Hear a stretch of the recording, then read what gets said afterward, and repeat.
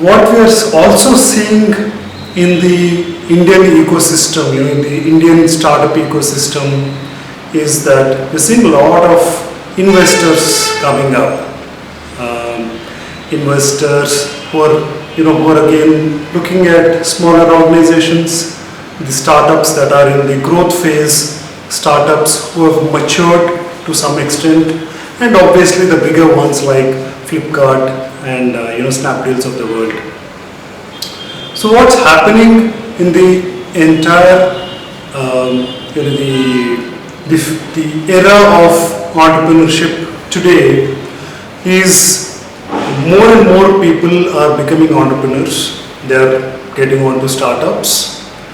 More and more people from the corporate world are moving to starting on their own.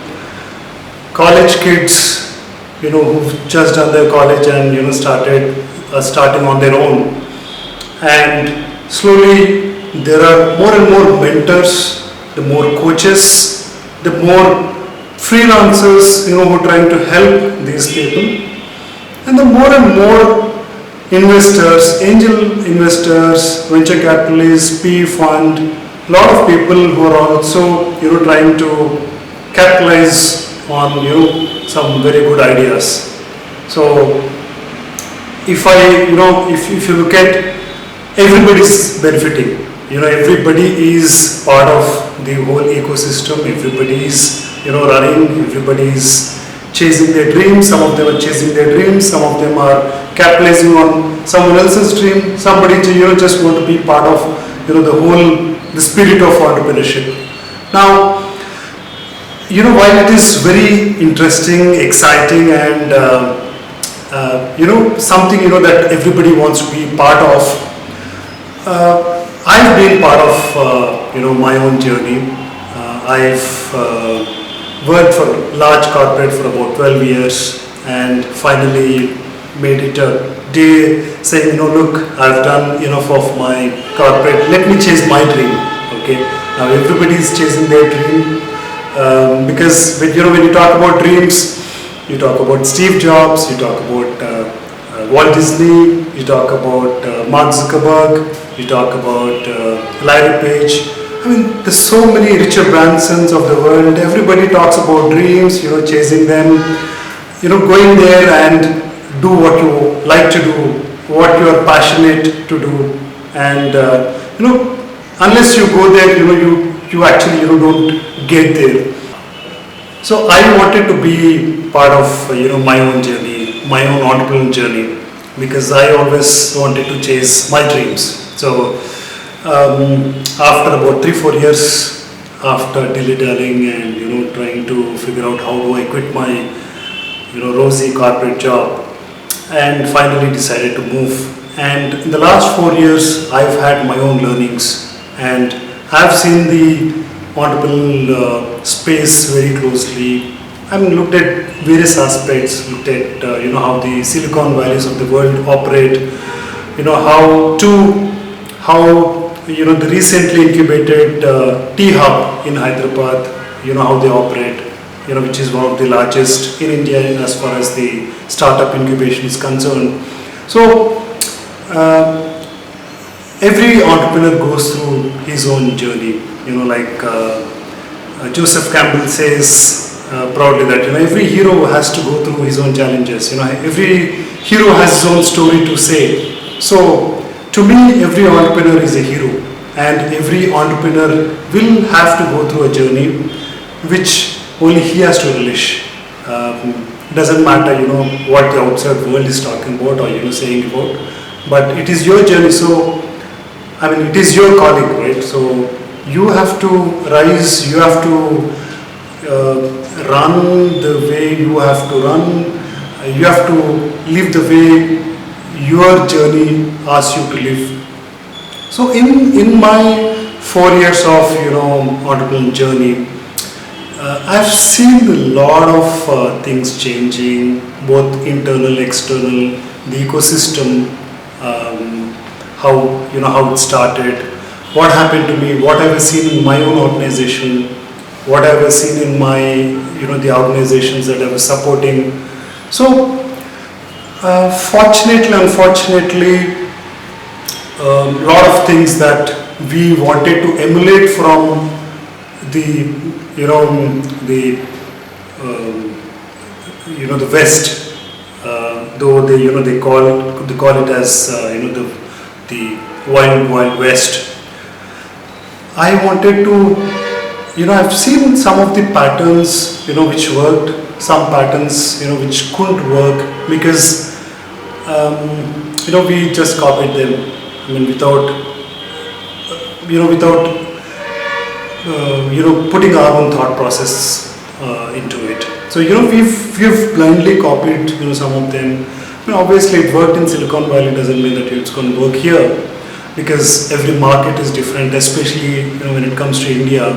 It's totally a different market altogether. I mean, the best of the best companies like AT&T failed, and some of the companies that didn't have any major existence elsewhere, have succeeded tremendously in India. So unless we put in our own thought process, we understand the ecosystem, the larger ecosystem of the Indian subcontinent, it is very difficult, for anyone to say whether, something is going to click or, something is not going to click. Okay. I mean, so is with probably, some of the developing markets as well. So what I've seen recently, in the Indian startup ecosystem, which I really, want to convey my message very strong and clear to the young entrepreneurs, is don't chase money. I mean, money is definitely going to come, but if you want to start something, start for the sake, start because you had a dream. I mean, and do something for the sake of your dream. If something is not going to work for for about, say, 1 year or 2 years, see, it doesn't mean that there is no commercial viability to a product or a service. Or if something is not working out for you, it doesn't mean that you're bad. Things happen very slowly. If if the concept is new, if it is niche, things might really catch up if someone else is already in the market, in that space. And that is, unfortunately, is what I'm saying, because everybody is looking at quick money, everybody is going after that fast money, and copying the some of the successful ventures from the West. It might work. I mean, definitely you will make some decent money, but at the end of the day, that's not the true spirit of entrepreneurship. I mean, true spirit of entrepreneurship is something that that's innovative. There where there is some innovation, and you have to drive it with your passion. It is not something that you can replicate, from somewhere else, just for a commercial viability. And two, which is very important again, which is something which is which is missing, is focus. If you are chasing a dream, and if you are working on a particular company, if you have a startup that you have started off with your friends, colleagues, or maybe you have started on your own, you have to be laser focused on that particular idea, on that journey, and that is the only, that's the single most guaranteed trait or an aspect or a parameter, whatever you want to call it, for true success, for guaranteed success, I would say. If you are laser focused on something that you want to do, if you want to add passion, absolutely fine. You add passion to it. Obviously you have to chase something that you are passionate about, and that is the only success mantra that I have to say, and something that I've seen in the past, in the history. If not even remote history, but in the way back, few centuries back, where people, successful leaders, I mean, if you talk about, anybody you talk about, Einsteins of the world or Galileos of the world, they didn't have 100 ideas in mind, and they didn't have they don't put 5% in every, or 1% in each idea. That's not the way it works. You have to, if you want to drill where you want to, if you want to drill and find water or oil, whatever you call it, you have to drill deep. It doesn't make any sense if you drill 5 meters or 10 meters in say 100 locations. You're not going to see any water or oil anywhere.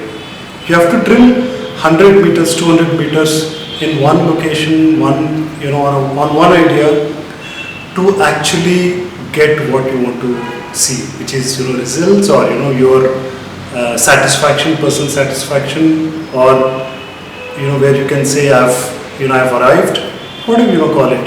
Success has different meanings to different people. So my point here is, the mantra, there are, lot of people talk about success, and there are different ways to succeed, different ways to do things. I say all that is fine. End of the day, what you have to follow is very, very basic. Then those basics are very simple. All you have to do is you have to be focused, you have to be passionate, you have to create value, and you're going to, and success is is a de facto there. So I'm in this journey, I thought why not share my my learning, my thoughts in this space, and share it with young entrepreneurs, or entrepreneurs who are in the growth phase, where this is where they want to move from good to great, because they have to pass few chasms which are important for them to pass, otherwise they're never going to move from good to great. So this is my way of contributing to the entrepreneurial space, to the ecosystem, where I'm writing a book on my my journey, on my experiences, my thoughts, and idea is not to limit to one individual, which is me, because it is 4 years is too smaller. You might think that 4 years is too smaller an experience to decide what what to do, what not to do, or what are the mantras. There are a lot of thought leaders who've been doing who've been in the space for time, for many years, or many decades. So I'm also interviewing, taking inputs from the thought leaders in different space, different industries, different verticals, taking their inputs, collating everything, so that it adds a lot of value to the reader, to the entrepreneur who is in this path, in this journey. And this also, idea is also to make this as as a reference guide, for the entrepreneurs to to keep looking back, or to keep referring to, are they going the right direction? What are thought leaders talking about, when it comes to decision making, when it comes to operational efficiency, when it comes to go-to-market strategy? How do you look at financing? How do you look at working capital? How do you manage capital? Because not everybody is perfect in all all these areas. Especially entrepreneurs, you have to wear multiple hats. So, someone who comes from a non-sales background, you might have an amazing product or service, but end of the day you have to sell. You have to make it available for your community to buy.